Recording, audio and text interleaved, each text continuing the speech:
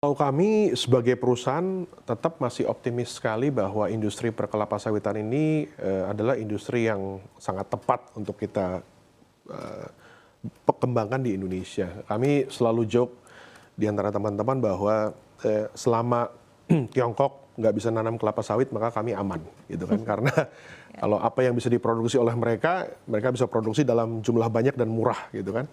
Tapi karena kita diberkati oleh lokasi kita di Katulistiwa, banyak curah hujan, banyak sinar matahari, otomatis disitulah competitive advantage kita sebagai industri kelapa sawit di Indonesia.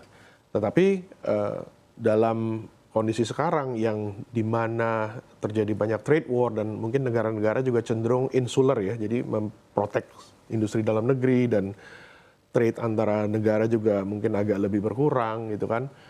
Itu pasti efeknya ke industri sawit. Tapi untungnya program pemerintah biodiesel mau naik jadi B40, B45 dan seterusnya, itu sangat membantu sih, sangat membantu penyerapan dari produksi. Karena kalau tanpa itu, saya bisa membayangkan harga pasti hancur. Oke, Ya. baik.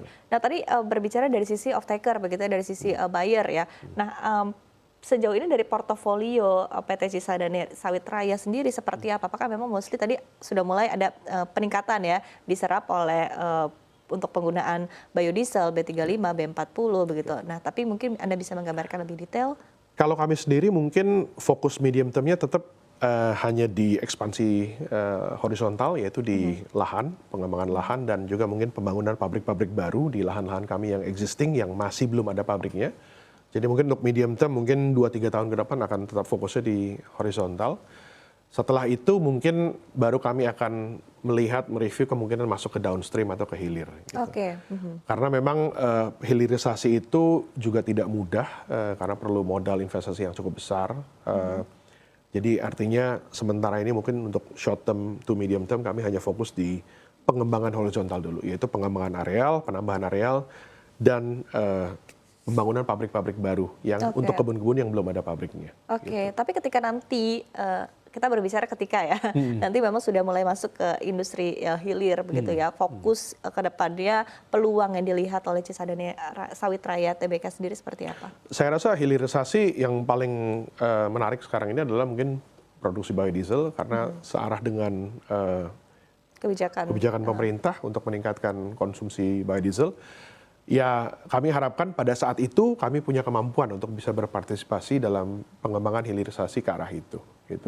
Tapi sementara ini kami masih fokus hanya di horizontal aja. Oke, baik. Ya. Dari sisi pengembangan teknologi sendiri yang dilakukan, seperti apa? Tadi Anda juga menyampaikan begitu bahwa penerapan untuk penggunaan drone, kemudian juga pengangkutan menggunakan truk-truk yang lebih berteknologi begitu kan, itu juga akan dilakukan atau sudah dilakukan begitu ya. Nah, kedepannya mungkin untuk penggunaan aplikasi teknologi yang akan dilakukan bagaimana? Catchword-nya adalah mekanisasi. Jadi di banyak perusahaan perkebunan juga kami mulai memasuki fase mencoba untuk melakukan mekanisasi, artinya melakukan semi automation untuk proses yang bisa dilakukan. Contohnya mungkin baru-baru ini mungkin ada perusahaan-perusahaan yang menawarkan pakai artificial intelligence AI untuk melakukan sortir buah antara buah yang mentah dengan yang matang, di mana selama ini di pabrik masih dilakukan semi manual dengan mata manusia.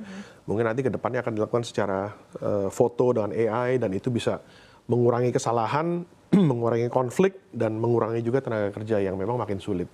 Jadi arahnya akan ke sana, automation, mekanisasi dengan AI.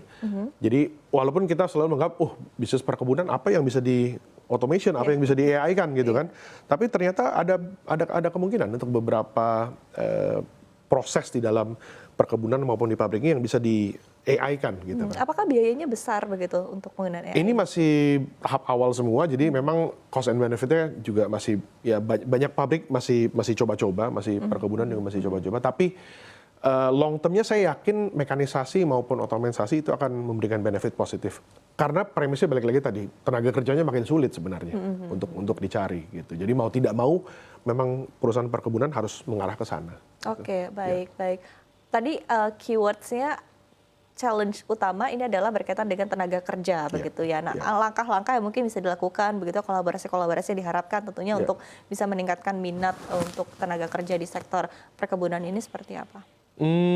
Ya insentif, otomatis insentif finansial keuangan harus lebih menarik gitu kan, harus cukup menarik untuk mereka.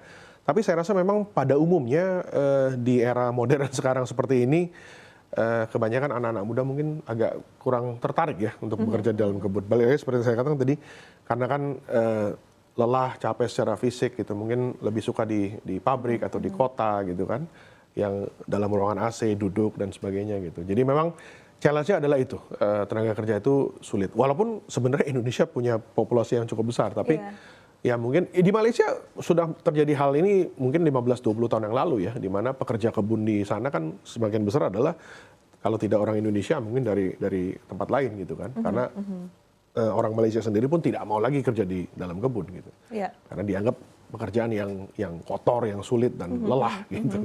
Dan ini cukup menarik ya, karena memang sebetulnya di kita juga angkatan kerja baru ini juga cukup banyak yang kesulitan mencari kerja begitu. Tapi rupanya di sisi di sektor perkebunan khususnya kelapa sawit ini justru malah kesulitan begitu mencari tenaga kerja. Artinya memang ada mismatch yang mungkin harus diselesaikan bersama begitu ya. Baik, ini menarik sekali insight-nya tadi. Terima kasih Pak Seman. Kemudian kita balik lagi berkaitan dengan target-target ya, mungkin di kuartal kedua atau di sepanjang tahun 2025 ini dengan outlook ya untuk harga CPO dunia yang tadi Anda sempat sampaikan begitu ya. Mungkin ada target-target tersendiri yang ingin dicapai oleh Kyocera ke depannya seperti apa? Kami mengharapkan di akhir tahun mungkin target sales bisa naik 25-30% seperti saya katakan tadi. Ya otomatis dengan kalau harga bisa maintain di level yang seperti sekarang, itu mudah-mudahan bisa ditranslate, diterjemahkan ke dalam net profit bottom line yang juga naik sekitar 25-30%. Itu yang kami harapkan. Ada rencana aksi korporasi ke depannya? Sementara ini belum, sampai akhir tahun kami hanya fokus penyelesaian pabrik kami yang ketiga dan wait and see dulu setelah itu sampai akhir tahun. Ya, mungkin aksi korporasinya adalah cash preservation dulu lah gitu, kira-kira gitu. Ya. Oke, baik. Nah, ke depannya juga mungkin ekspektasi ya tentunya dari pergerakan pasar modal. Kita lihat juga kemarin kan sebetulnya sempat ada koreksi yang cukup dalam. Kemudian juga di satu sisi kita lihat sudah mulai ada pembalikan arah begitu dari market, sudah mulai kembali menguat dan cukup stabil saat ini juga pergerakannya begitu. Nah, ini kurang lebih efek dari pergerakan pasar modal kepada perusahaan seperti apa dan mungkin ekspektasi yang ingin disampaikan kepada para investor ke depannya bagaimana? Tentu kemarin sewaktu RUPS tahunan pun beberapa investor mengucapkan kekecewaan mereka karena kami tidak membagikan dividen, bisa dimengerti. Tetapi saya katakan bahwa let's see second semester kalau memang kondisi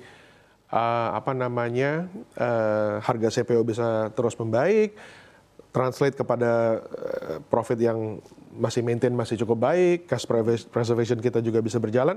Tidak terlepas kemungkinan ya kami bisa melakukan dividen interim atau apapun di semester kedua. Saya bilang, saya nggak promise, saya tidak janjikan apa-apa, tapi saya bilang let's see gitu. Gitu. Karena memang kemarin di waktu RUPS tahunan tuh banyak yang menanyakan kenapa performance bagus tapi kok nggak bagi dividen gitu. Saya bilang saya juga sebagai pemegang saham saya akan sangat senang kalau bagi dividen gitu kan. Tapi kan saya memikirkan prioritas tadi itu. Ini tadi adalah bagian dari strategi begitu menghadapi situasi yang penuh dengan just in case kalau harga turun. Baik.